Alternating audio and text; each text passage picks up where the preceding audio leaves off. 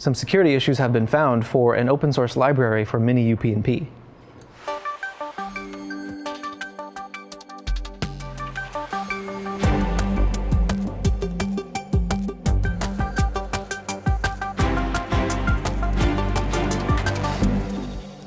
So Andy, you've got a story about MiniUPnP, and there's a vulnerability in the protocol or in a specific implementation of the protocol? Yeah, that's correct. A security research company, actually not exclusively a research company, they actually have their own products. Vdoo, actually, they specialize in IoT security. Mm-hmm. They actually uncovered some vulnerabilities, 3 exact vulnerabilities, in the MiniUPnP open source library. MiniUPnP is how IoT devices actually communicate with each other, communicate with the router, discover other devices on the network and what they can do, things like that. One of the vulnerabilities that was discovered was actually an information leak. Vdoo actually says that you can actually bypass the ASLR mechanism. Whoa. Yeah, which is not good. MiniUPnP? Yeah, which is not good. MiniUPnP is a component of other software. So it may be present in software that you're already using. It's probably present in a number of IoT devices. Some may be in your home.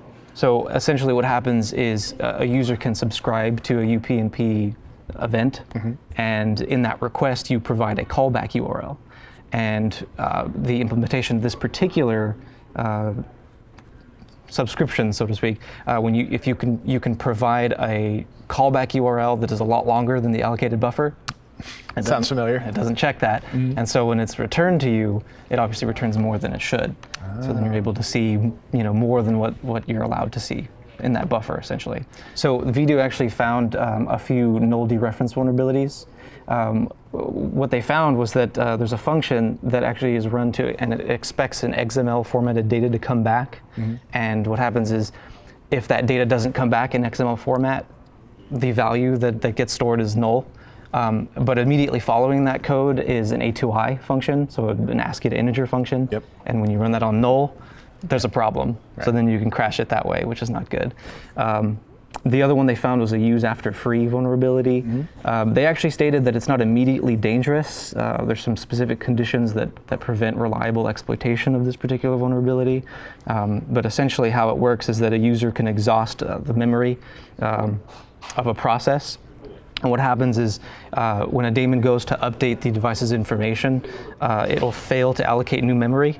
And then what will happen is the original struct will be freed, but it won't be removed from that list.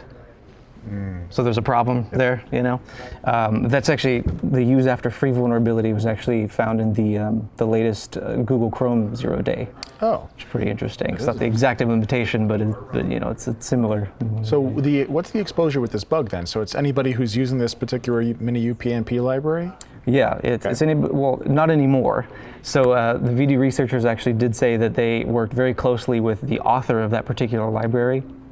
And he was actually able to turn around with a patch, or not a patch, but update the code within the same day. Okay. Which is pretty well, that's great, yes. Except that this is a library that gets used in IoT.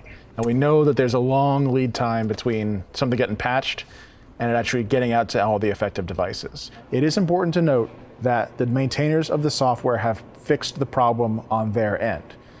It is also important to note that this does not necessarily mean that anyone using the same libraries downstream has patched their software. If this article is hitting close to home, you can go to the actual library source, and there's a compatibility list there. Okay. So you can go and check out the different devices, and if your device is one of them, update as soon as you can. And hopefully with the release of this bug, if someone who maintains another project that relies on it gets wind of it, hopefully they'll be sending out a notification saying, by the way, if you use my stuff, you're affected by this. Yeah. And that's the best case scenario. Yes.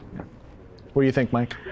Yeah, so just in general, just like you said, UPnP, we've seen just by nature of it being a discovery protocol, in the past where there's been just overexposure. I think we did a story on Chromecast hack before where you had, some of these Chromecasts were made public over UPnP. So the fact that you just have already a protocol that kind of lends itself to maybe overexposure now have actual vulnerabilities, and then couple that with the fact that it's embedded in so many IoT devices, like you mentioned, that have these long lead times on patching, could turn into a big problem. Yeah, exactly. So, I would be diligent in making sure that any IoT devices you have connected to your home network get updated with this new code so that you're not vulnerable to these attacks.